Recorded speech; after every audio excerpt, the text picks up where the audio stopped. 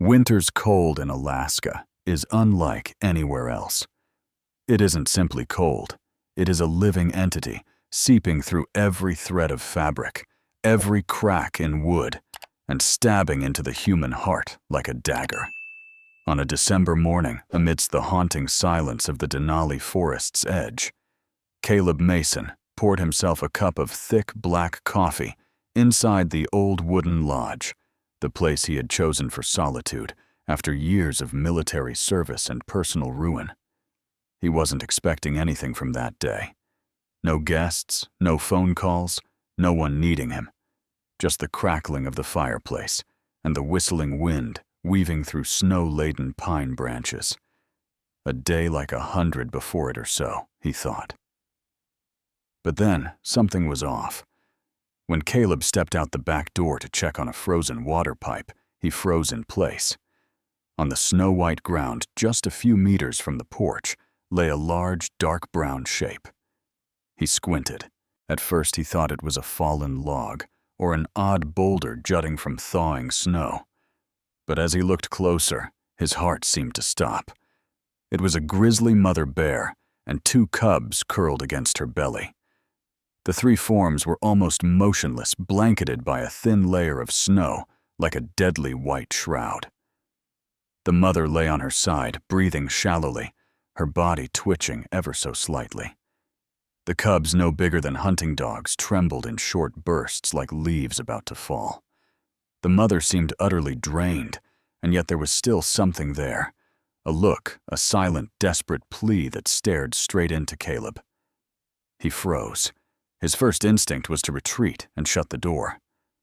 Wild bears, especially mothers with cubs, are extremely dangerous. He knew this well. He had read hundreds of warnings, even witnessed a few tragic incidents. But what he saw before him was not a threat. It was the rawest desperation of nature. The wind howled past his ears. The coffee in his hand had gone cold. He hadn't noticed when. Caleb Mason. The reclusive and gruff man stood there face to face with a life slowly fading into the snow. A mother bear named Tara, whom he had never met, but who somehow was now silently entrusting him with one final choice: to save or to walk away. One step, one door, one decision that could forever change everything he thought he knew about nature, about himself, and about what it truly means to be a family. Caleb stood still beside the rotting wooden doorframe, his hand trembling slightly on the handle. On the other side, 3 small lives remained motionless, as if even Mother Bear Tara's final breath was gambling against the winter wind. He had never seen anything like this.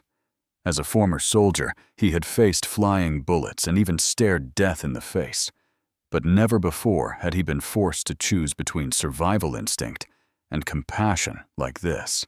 "Don't do something foolish," Reason whispered. "A mother bear is a wild beast. She could kill you with a single swipe."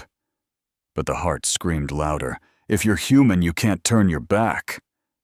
Caleb turned and walked back inside, opening the cabinet that held emergency supplies.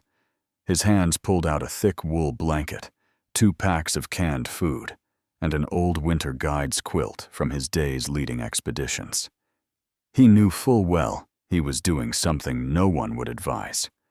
But he also knew the world was cold, not just because of snow, but because of the indifference people had toward one another and toward nature. When he opened the door again, the wind hit him in the face like one last warning. "Tara," he murmured, not knowing exactly why he called her that, Tara, from the Latin for Mother Earth. Maybe it was because of those eyes, the eyes of a mother fighting to hold on to each breath for her 2 small cubs in a merciless world. Caleb walked slowly toward them. No weapon, no stick, no shield. Just a man carrying a mix of hope and fear. "It's okay," he whispered, hid slightly, with arms stretched forward with the blanket. Tara trembled. A soft whimper escaped her dry throat, but she didn't growl. didn't strike. She just looked. And then something miraculous happened. Tara moved.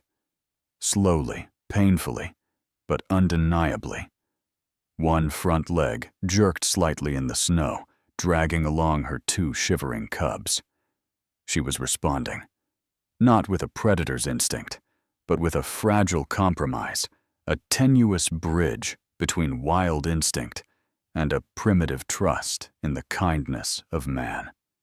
Caleb swallowed hard. He backed slowly toward the door, opened it wide, letting snow-laced wind sweep into the lodge. He stepped backward inside arms, still open eyes never leaving Tara. And Tara stepped forward. One step, then another. Each movement dragged the weight of hunger, of frostbite, of exhaustion. The two cubs stumbled behind, clinging to their mother, as if the world might swallow them whole at any moment.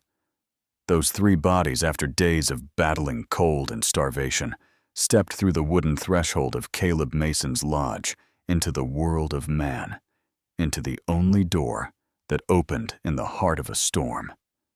When the door closed behind them, Caleb leaned back against it, heart pounding. No one had ever taught him how to live with bears. But then Tara looked at him again, not with threat, not with hatred, but as if saying, I have no other choice, and now neither do you.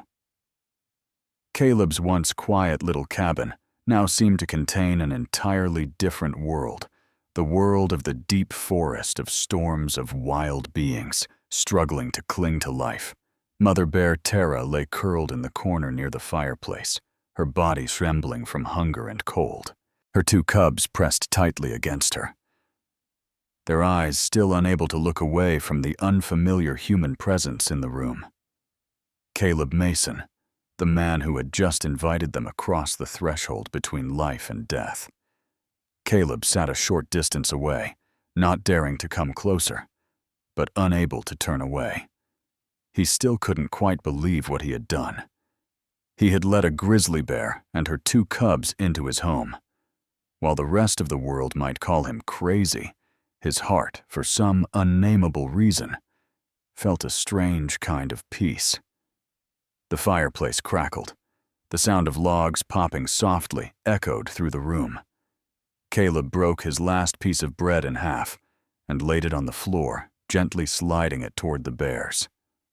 No reaction. Tara remained still, eyes half closed, breathing ragged. After a while, the larger of the two cubs caught the scent of the toasted crust. It hesitantly crawled forward, stretching its nose toward the bread. There was no growl from its mother, so the little bear began to nibble at the crumbs, as if tasting hope for the very first time. Caleb remained motionless. He didn't dare move, just observed every tiny action like a student watching the syllabus of nature unfold. A few minutes later, the smaller, weaker cub also crawled out, trembling from cold and exhaustion.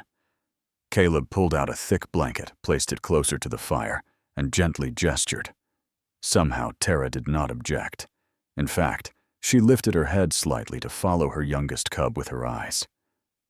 "You're learning to trust me," Caleb whispered. "And I'm learning to do what no one ever taught me." That night, Caleb didn't sleep. He sat near the door axe at his side, not for threat, but for reassurance. Across the room, three huddled backs circled the fire, occasionally letting out long, weary sighs. Near dawn, as the sky paled behind the frosted window pane, Tara lifted her head and looked at him. No growl, no hostility, just the gaze of a mother, silent, grateful, and accepting. Caleb drew a deep breath. Only then did he realize the biting cold from the night before was gone, not just because of the fire, but because in that cramped wooden cabin, for the first time in a very long while, he wasn't alone. The next morning, the sun rose behind the snow-covered ridge, casting pale golden rays through the frosted window. Caleb awoke on the wooden chair by the fireplace, his joints aching. but his mind strangely at peace. In the far corner of the room, Tara and her 2 cubs were still asleep, curled up like 3 small embers, glowing against the fierce winter.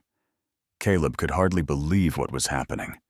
Just a day ago, he was a solitary man, living deep in the forest, someone who kept nature at arm's length. But now, he was the one who had opened his door and his life to a wild family. Carefully, Caleb stood up, trying not to make a sound. He added more firewood to the stove, then opened the cupboard and pulled out some dried meat, a few chunks of cheese, and the last of the vegetables from the cold box. He didn't know if bears ate cheese, but today that was what he had. He placed the food a few feet from Tara and her cubs, then stepped back. Tara's eyes opened immediately, sharp and alert, but no longer hostile. She watched Caleb silently for a few seconds, then turned to lick her cub's face. The older cub waddled toward the food, its small nose sniffing eagerly, before digging into the dried meat, as though it had discovered a winter treasure.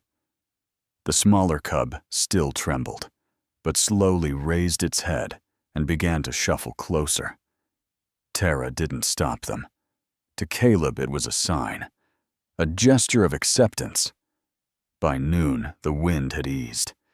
Caleb opened the door and stepped outside, drawing in a long breath of crisp air tinged with snow pine sap and cold that bit down into his lungs. All around was perfect silence, broken only by the distant tapping of a woodpecker on bark. Snow blanketed everything, burying the trail that led to the forest's edge. Caleb stepped down and cleared the porch, then fetched some dry logs from the shed and grabbed the last of the instant noodles he'd bought during his last supply run. "Looks like I'll be living leaner," he murmured, with a slight smile, glancing back at the half-closed wooden door behind him. That night, the fireplace burned bright, warm orange light flickering across the thick brown fur of Tara and her cubs. Caleb sat writing in his old leather journal, a habit from his days as a Denali backcountry guide. Day 2. Bears ate all the dried meat. The bigger cub is strong. The little one seems weaker. Tara is still cautious, but she hasn't growled. I think she's beginning to understand I'm not a threat. Closing the journal, Caleb sat in silence, his eyes fixed on the scene before him. A man, a mother bear, 2 young cubs, 1 roof. The storm outside no longer felt like an enemy, because within life was stirring again, breath by breath, in every slight movement of beings granted a second chance. And in Caleb's heart, something had begun to burn quietly, not just courage, but faith. The storm lasted for 3 days, swallowing Caleb's wooden cabin in an ocean of white snow. He gradually grew accustomed to the soft growls Tara made whenever he came too close to the sound of tiny claws scratching across the wooden floor as the cubs played. The outside world was paralyzed. Inside life continued, quietly, warmly. Caleb carefully rationed each packet of noodles, every canned piece of meat, and stored firewood closer to the stove. He didn't dare risk a trip to town. With 3 wild beings sheltering in his home, the danger no longer came from nature, but from humans. On the afternoon of the 4th day, just as the storm began to wane, a sudden knock at the door broke the silence. 3 knocks, heavy, cold. Caleb froze in the kitchen, still holding a handful of hay he was about to use as extra bedding for Tara and her cubs. Tara's sharp gaze locked onto him, wary. The small brown ears of the 2 cubs perked up. Another knock. Caleb inhaled deeply to the hay down. Hastily, grabbed the old hunting rifle from the wall and stepped toward the front door. He cracked it open. A blast of cold wind hit his face. Standing on the snow-covered porch under the reddish glow of sunset was a tall man in a dark parka, the logo of the Denali Forest Service on his sleeve. Caleb Mason. the man asked, pulling down his face covering to reveal a weathered, cold expression. Name's Ranger Dawson. I'm here to check a few things. Someone reported unusual signs around your cabin. Caleb's heart clenched, not sure who said what. He replied as naturally as he could, subtly pulling the door a bit closer shut. I'm fine. Just waiting out the storm like every other year. Ranger Dawson stared at him. I saw signs of a large animal around here. A female bear. Looks like she recently gave birth. He stepped forward. Have you seen anything? Any activity near the cabin? Caleb swallowed hard. Behind him in the darkness of the cabin, Tara and her cubs remained silent. He could feel the tension in their breathing and the deep brown eyes watching his every move from the shadows. He knew if this man stepped inside, it would all be over. Caleb tightened his grip around the rifle. Not as a threat, but as a reminder to stand his ground. There's no bear here, sir, he said softly. Tracks must have come from the woods behind the house. I'll keep an eye out. Ranger Dawson nodded slowly. His eyes seemed to pierce straight into Caleb's soul. Then, unexpectedly, he asked, You know the law about harboring wild animals in your home? Don't you, Caleb? Caleb's heart pounded. I do, he replied. And I also know this out there. It's so cold, even humans wouldn't survive without a roof. A heavy silence fell. The wind howled, cutting through his collar, chilling him to the bone. Finally, Ranger Dawson stepped back. Be careful, Mason. If you see anything, you should report it. I will, Caleb said. Stay safe out there. The ranger gave a slight nod, then turned and walked into the snow-laden wind. Caleb slammed the door shut. Leaning against the cold wood, he exhaled a long breath.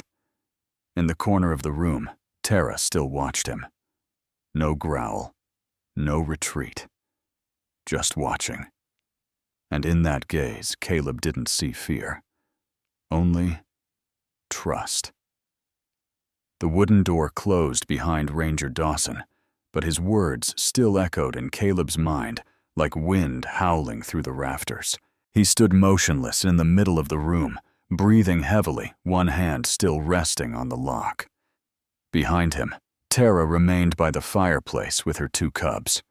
No growling, no movement, just that wild gaze fixed on him. But this time, there was no fear in her eyes. Only waiting. Trust. Caleb walked over and lowered his gun. It's okay, he whispered, as much to himself as to them. It's okay. He knelt down and tossed a few more logs into the fire.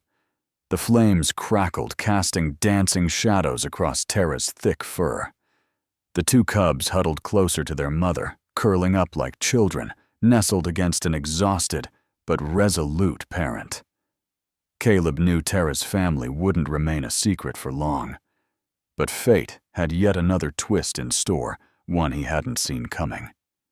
2 days later, as the storm lingered, Caleb discovered a new set of footprints outside the woodshed behind his cabin. Not bear, not human. Wolf. Long, deep tracks pressed into the snow. A lone wolf, perhaps drawn by the scent of the grizzly mother, or by the warmth. Caleb strapped on his rifle and followed the tracks with unease. In the dim haze of the forest near his home, he caught sight of a gray silhouette, a large, gaunt wolf standing still among the wind-tossed trees, its golden eyes locked with his. Not aggressive, not afraid, just quiet. Another wandering soul of the forest. Caleb stepped back cautious but not raising his gun. The wolf didn't move, looking for shelter from the storm. 2, huh? Caleb exhaled, fully aware how crazy he must have sounded talking to a wild predator. But in that craziness, a flicker of understanding passed between them. The wolf had caught the scent of the grizzlies, perhaps had followed it from the day before. Caleb looked back at his cabin, now sheltering a grizzly mother, 2 cubs, and a solitary man. Now, a lone wolf, too. That night, Caleb left the back door slightly ajar and placed a tray of water and some dried meat near the woodshed. He didn't expect anything, but he couldn't stop himself from doing it either. At dawn, he looked out the window. The tray was empty. Fresh wolf tracks in the snow led away, but not far. And then the unthinkable happened. On the 3rd morning, as Caleb was splitting wood on the porch, he heard careful footsteps. Turning, the wolf stood at the edge of the forest just a few paces away. No growl, no bark, no retreat. Caleb put the axe down, crouched slightly, breathed slow and steady. Tara appeared behind the half-open door. Bear and wolf, 2 natural adversaries in the wild, faced one another. 1 second, 2 seconds, no growling, no confrontation. Just understanding. All 3, man, bear, and wolf, had once been alone, had battled hunger, the cold, and deep loss. That night, Caleb sat by the fire and wrote a few lines in his well-worn journal. I never believed in something called allies in the wild, but today I saw a wolf standing at my door, and Tara didn't growl. Maybe we all need each other more than we think. 3 weeks had passed since the day Caleb opened the first door, the door of survival, of trust, and of responsibility. Tara had gradually recovered. Her steps no longer trembled. The cubs had started getting mischievous, chasing each other across the main room, like 2 chubby balls of fluff, making Caleb laugh more than once. And then, as if fate had a cruel sense of humor, another snowstorm rolled in the biggest of the season. The white blade was coming. The news crackled through the radio late at night, making Caleb clench his fists. Winds would reach hurricane strength. Temperatures would plunge to -40. And worst of all, the power grid would fail within 24 hours. He moved around the cabin, checking windows, firewood, batteries, fuel tanks. Each action felt like preparing for a battle, one where the enemy was a silent, merciless white death that pierced all the way to the soul. Tara seemed to sense the danger too. She stood by the window, head tilted toward the wind, eyes narrowed. Her primal instinct cast a heavy tension over the room, thick as the sky before the storm. And then he returned. When Caleb stepped outside one last time to inspect the tarp over the generator shed, he caught sight of the gray shadow of the wolf standing still among the trees, veiled in a curtain of snow. There was no surprise this time, no distance. It looked at Caleb, not begging, not hunting, just standing there like a silent sentry. Caleb nodded. "Stay here," he whispered, gripping his storm lantern. "This storm won't spare anyone." That night, the storm descended like a vengeful god. The windows rattled as if they'd blow off their hinges. Wind howled through every crack and crevice. Caleb fed logs into the stove, each piece a final offering to the fire that meant survival. Tara and her cubs huddled close to the hearth. Her wide brown eyes never left the front door. Every time the wind screamed louder, she stood up, placing herself between the entrance and her young. A sudden bang echoed from the back roof. A sheet of metal had been ripped clean off. Caleb grabbed his lantern and rifle, rushing out to the rear hallway. The wind almost threw him off the steps. Snow lashed at his face like burning sand. But then he saw something that froze his blood. A large, dark figure was approaching the cabin from the edge of the forest. Not a wolf, not Tara. A massive male grizzly. It's the scent, Tara. The cubs. Caleb knew in the wild male bears sometimes kill cubs to claim territory or force the mother back into estrus. In desperate hunger, it could invade a shelter, even a human one. Caleb backed up, gun raised. But in a storm like this, firing a shot might only make things worse, letting the whole forest know there was life here. And then the wolf appeared. It leapt from the shadows, letting out a piercing high-pitched howl, a primal call that echoed across the valley like a warning bell. The male bear stopped, raised its head. That one howl was followed by 3, 4, 5 others from deep in the forest. A pack. The bear roared, then turned away. It didn't want to fight with the entire pack. In that moment, Caleb exhaled. No need to shoot. No need for blood. The very wolf, once a loner, had become their guardian. When Caleb returned to the house, face numb with frost, hands stiff and trembling, Tara still stood by the door, ears perked. She looked at him, then out into the woods, as if grateful. None of them slept that night. The wind screamed, snow slammed against the walls, but they stayed together, a man, a mother bear 2 cubs and a wolf watching the woods. When the first sunbeam broke through the storm clouds and glinted off the frozen porch, Caleb wept, not for victory, but because he had survived, and he was no longer alone. The morning after the storm brought no birdsong, no rainbow, only a cold, silent sun rising behind the snow-covered peaks, like a quiet witness to a beetle with no victor. Caleb sat on the porch, hands trembling around a steaming tin mug. Inside the cabin, Tara was still asleep with her 2 cubs under the thick blankets he had gathered from the supply shed. In the corner by the fireplace, the wolf, silent as a ghost, stood guard like a twilight sentinel. The wind no longer howled, but the air was still tight as a drawn bowstring. He knew this peace was only temporary. And then it came. A sound unmistakable, the hum of snowmobile engines. Caleb shot to his feet. In the distance beyond the snow-laden pine trees, a red dot appeared. Then 2. Then 3. 3 snowmobiles, carrying 3 men in green uniforms, the Wildlife Protection Agency. His heart clenched. Damn it. Who told them? The answer came to him instantly. The radio. When Ranger Rick visited Caleb, thought he'd played it normal enough. But maybe Rick's eyes had seen something. Maybe the vehicle parked at an odd angle. Or maybe just a sliver of suspicion was enough to trigger the system. Caleb rushed back inside, looking at Tara and her cubs. Don't be afraid. I won't let them take you. Tara opened her eyes. She didn't understand the words, but perhaps she understood the look in his eyes. Alertness. A bad situation.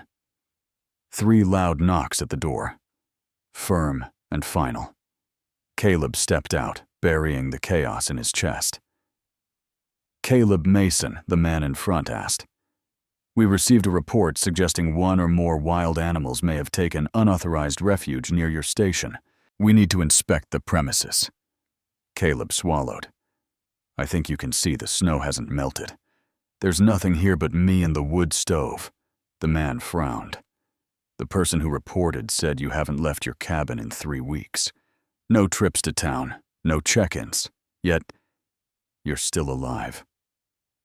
A trap, Caleb inhaled. I'm a winter hunter. I stock up.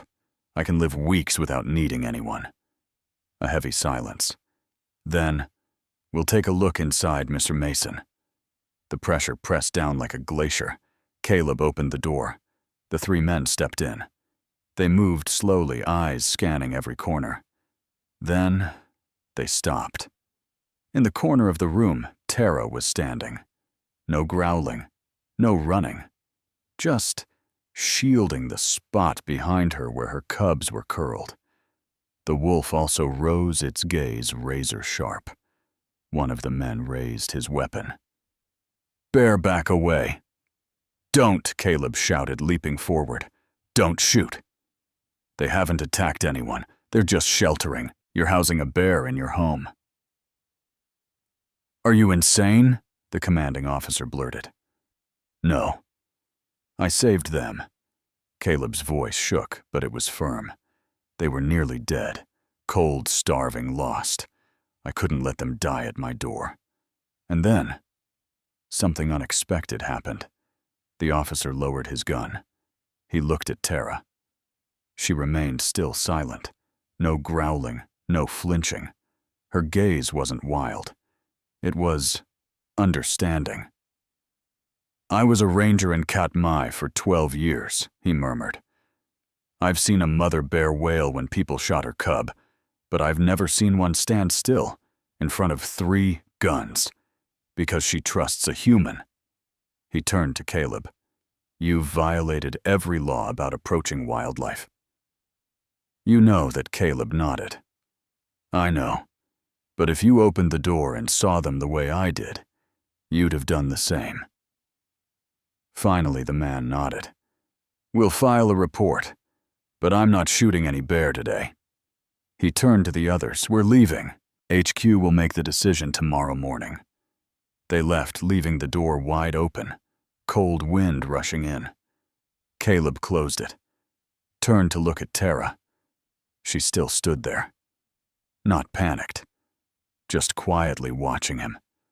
And in her eyes, for the first time, he saw absolute trust. Early the next morning, before the sun could pierce through the frigid fog, the roar of a helicopter shattered the silence. Caleb stepped onto the porch, his eyes no longer surprised, only prepared. He hadn't slept the night before, neither had Tara. 2 pairs of eyes, one human, one wild, had watched each other in silence, waiting for the inevitable.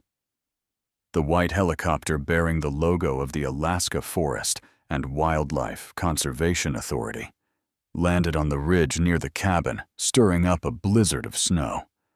4 people stepped out, 3 in uniform, and 1 in a long gray coat, her steel-cold eyes behind rimmed glasses.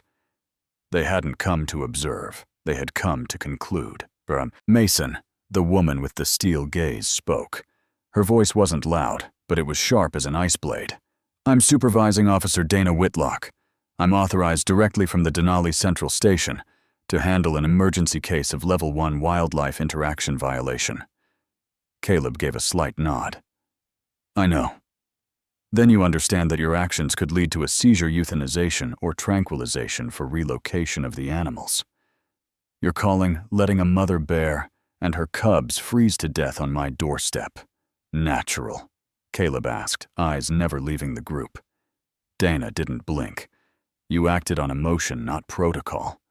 We can't allow a dangerous precedent like this. They're not dangerous, Caleb said, voice hard as frozen steel. They've lived with me. Tara the mother bear hasn't threatened anyone. She saved me from a wolf, then from a rogue male bear. If it weren't for her, I'd be dead. You're putting emotion above the law. No, Caleb replied, eyes blazing.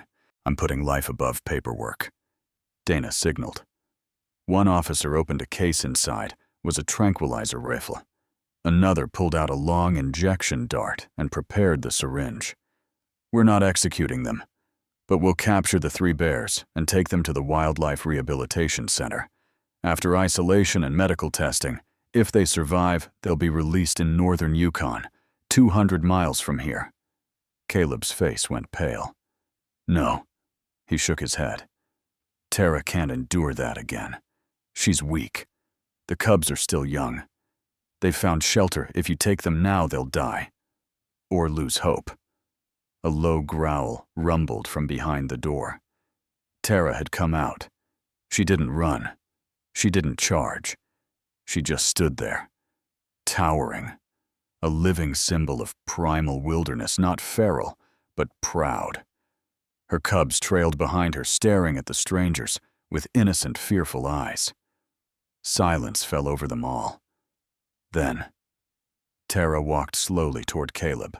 Without needing to understand human speech, she stood beside him, staring down the officials, as if to say, I choose this one. And then something happened. The youngest ranger standing beside Dana pulled out his phone. He filmed it, the man standing beside a mother bear in the middle of a snowbound world, a living testimony to something words could never fully describe: trust. "I'm sorry, supervising officer," he murmured. "But I can't do this." He refused to hand over the tranquilizer. Dana hesitated. Something in her eyes wavered. No one had ever defied her orders before. But now, in this dead, silent wilderness, she couldn't overcome one truth, the quiet courage before her. "Stand down," she ordered slowly. "Hand this case over to the Department of Wildlife Research. Let them determine a more humane solution." Then she turned to Caleb, "Mr. Mason, don't think everyone could do what you did. But today, you made me believe that maybe there can be exceptions. Take care." As the helicopter's rotors disappeared behind the pine forest, Caleb collapsed into the snow. Beside him, Tara sat quietly. A bear once a ghost of the deep forest, now the most vivid image of a bond that transcended species. He didn't know what would happen next, but he knew one thing for sure. They had survived not just the laws of the wild, but also the laws of man. Caleb's small wooden cabin glowed in the flickering firelight. Outside, the forest was swallowed by darkness, but inside, the warmth from the hearth spread gently like an embrace, wrapping around the mother bear and her 2 cubs curled up in the corner. Caleb sat in his wooden chair, a mug of strong tea in hand, eyes fixed on Tara. The mother bear dozed with one paw resting gently over her smallest cub, a protective instinct so tender it made his throat tighten. Because he knew this might be their last night together. "Tomorrow, we have to decide," he murmured mostly to himself, but Tara seemed to hear him. She slowly opened her eyes, raised her head, and looked directly at Caleb. In those deep brown eyes was something silent yet profound, as if she understood that peace always came with a price. He knew Dana Whitlock hadn't truly retreated. The handoff to the Department of Wildlife Research was merely a delay of the inevitable. Someone would return. Not to shoot, but to separate. To tear Tara and her cubs from this fragile shelter. To relocate them to a rehabilitation zone, unfamiliar places without Caleb, without this firelight, and with no guarantee of survival. And he thought, could they run? Take Tara and flee, cross the mountains together, reach the northern wilderness untouched by humans. He had once been a ranger. He knew all the routes were monitored by drones or tracking traps. And more than that, Tara couldn't live on the run. She needed freedom. But real freedom, not hiding. And to give her that, Caleb would have to sacrifice something bigger. Then a soft rustle broke the silence. The older cub had woken and was toddling toward him. Caleb set down his cup and slowly extended a hand. The cub sniffed, then nudged against his knee, curled up at his feet, and drifted back to sleep. Caleb smiled a bitter smile. "You don't know, little one," he whispered. "I've broken every rule I once lived by, and strangely, I don't regret it." That night beside the fire, Caleb made a decision, not to run, not to surrender, but to tell the whole story. From the moment Tara appeared on his porch, to the day she saved him from the wolf, to the breathless moment when the young ranger refused to lift his rifle. He set up his old camera, mounted his phone by the stove, captured the image of a sleeping mother bear, her cubs curled like warm embers, and himself, a man once ruled by regulations, now ruled by compassion. He would send that footage, not to the media, but to those who would understand. Animal welfare advocates, independent researchers, True conservationists who cared for life, not just for data and procedures. As the wind stilled and the fire slowed to a glowing pulse, Caleb looked up at Tara. She wasn't asleep. Her eyes followed him. A slow, subtle nod, like an unspoken acceptance. "Let's see what tomorrow brings, brave girl," he whispered. "And if there's a fight to come, this time I won't fight alone." That final night, none of them slept. But it was the most peaceful night Caleb Mason and the mother bear with her cubs had ever known. The next morning didn't begin with bird song or golden sunlight streaming through the window, but with the sound of off-road engines rumbling in the distance. Caleb opened his eyes in the dim haze of dawn. Tara was still there, eyes half open already, aware of the sound. She didn't growl, didn't spring up, just lay still, head turned toward the noise, her body shielding her cubs. Caleb rose, pulled on his wool coat, and tucked the USB containing last night's video into his inner pocket. He had already sent a copy to an old friend in Anchorage, a former journalist forced to resign after exposing grizzly bear slaughter in northern Alaska. If Caleb couldn't speak, that friend would speak for him. 2 SUVs rolled up to the back porch, dusted in a thin layer of snow. One bore the insignia of the Department of Wildlife Management. The other belonged to a private bioconservation company licensed to temporarily requisition wildlife for environmental adaptation research. Caleb shivered. He knew what those companies really were, legal masks for commercial labs. He stepped outside. The cold slapped his face, but the fire inside kept his body warm. Caleb Mason. A man in a dark parka called out. Caleb nodded. "That's me. You're a bit early. We received reports of large animal activity in this area. Need to assess potential conflict risk with humans." A second man emerged from the other vehicle holding a tranquilizer gun. He wasn't hiding his intentions. He hadn't come to observe, he had come to take. "There's nothing here for you to take," Caleb said calmly. "We've already survived the worst. That family poses no threat, and I have proof of that." He held out the USB, his hand steady. "This video shows everything. That mother bear saved my life from a rogue wolf. I've cared for her and her cubs through 2 weeks of blizzards. This isn't predation. This is living proof of coexistence between human and wild. Your proof, the researcher sneered, is just sentiment. We need live animals to assess adaptive behavior. And if we don't take control now, one day, that bear might come back and cause real damage." "You're wrong," Caleb cut in. Eyes locked. "One day, it won't be the bear that comes back to cause harm. It'll be humans. And the only thing standing between cruelty and compassion is a choice." Inside the cabin, Tara had risen. She didn't growl, didn't charge. But her brown eyes staring through the window were sharp as spears. She sensed it too. The danger wasn't outside in the wild anymore. It was right there among her fellow two-legged creatures. Caleb turned back, voice low. "You can take them. But know this, the whole world will know. My video will be the headline along with the story of how a mother bear named Tara saved a man's life, and how that man in turn stood to protect her." Then a soft voice broke the tension. The young ranger who had come along. "I think we should reassess," he murmured. "If the media catches wind of this, we're looking at a PR disaster. And if he's right, we'll be destroying a once-in-a-lifetime case study." The man from the private firm clenched his jaw, but he understood Caleb wasn't just sheltering bears.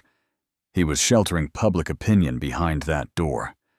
No gunshots, no iron traps or nylon restraints, just a car door closing, and tire tracks trailing into the snow, winding like the blurred line between human conscience and the wilderness. Caleb stood there, not heading back in just yet. He knew they had left today, but they'd be back, He turned, met Tara's gaze. She stood firm, her front legs planted in front of her cubs like a living shield. Caleb nodded. We didn't lose, not today. The late winter sky gradually turned a pale shade of blue, a rare light after days of relentless blizzards. The cold wind that swept through the snow-covered forest was no longer furious, but carried a sense of calm, as if nature itself was finally exhaling. Inside the small wooden cabin on the edge of Denali National Park, Caleb Mason sat by the doorway, hands wrapped around a steaming mug of tea, eyes fixed on the open door. In the distance beneath the spruce trees, Tara stood. No more trembling, no more signs of desperation like in those first days. Only a calm, dignified, unmistakably wild presence. Her two cubs were stronger now, livelier, darting about her feet, as if this valley were the last safe haven on earth. Caleb could feel it the moment he looked into Tara's eyes. No words were needed, no clear signs. Only a silence so deep it resembled the final look shared between true friends. The mother bear lowered her head slightly, a quiet farewell. Her cubs ran toward the door, gazing at Caleb for a long moment. Then, as Tara began to walk away, they followed silently, just as they had once arrived. Caleb didn't call out, didn't try to stop them. He simply stood reaching out, as if trying to etch that moment forever into his heart. Tara and her cubs disappeared behind the snow-covered trees, where the faint light of dawn began threading through the forest canopy. No growl, no snapping branch, just a gentle retreat, as though nature itself was clearing the stage for a legend to exit. Caleb stepped back into the cabin. Each footfall on the wooden floor echoed memories too deep for words.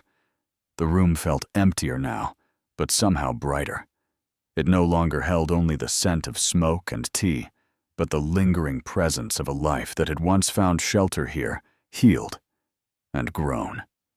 I once thought I lived apart from the world to find peace, but the wild didn't come to disturb me. It came to remind me the things most worth living for can't be held by force, only by trust. A week later, the local paper featured a short video clip that had gone viral: man lives with mother bear during Alaskan snowstorm. Some called him crazy. Others called him a hero. But Caleb didn't care. He simply smiled quietly when he saw the first photo captured by an automatic forest camera. Nearby, Tara, standing under the golden light of dusk, head slightly bowed, her two cubs quietly at her side. As if they were looking in his direction. At the edge of Denali, with every winter that passes, locals tell stories of a man named Caleb Mason and of a mother bear named Tara, who once dared to believe in the kindness of man. No one knows if they'll ever meet again. But for those who believe in miracles, they're still watching over each other, beyond the boundary between man and wilderness. Because sometimes opening a door isn't just saving a life, it's unlocking a destiny.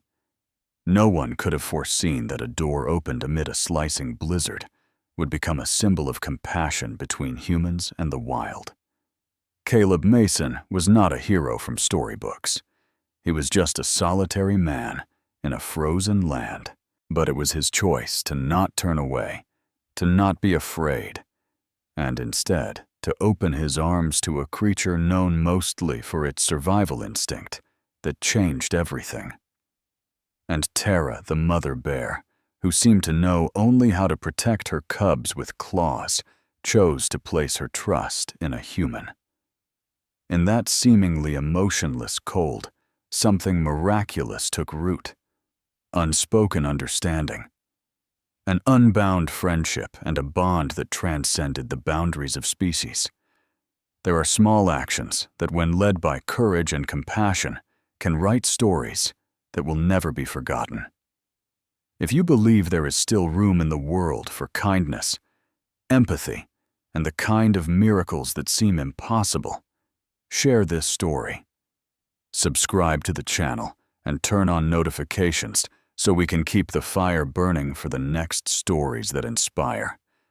Because somewhere deep within the snow-covered forest, there may still be a pair of eyes watching and a wild heart that still believes in humanity.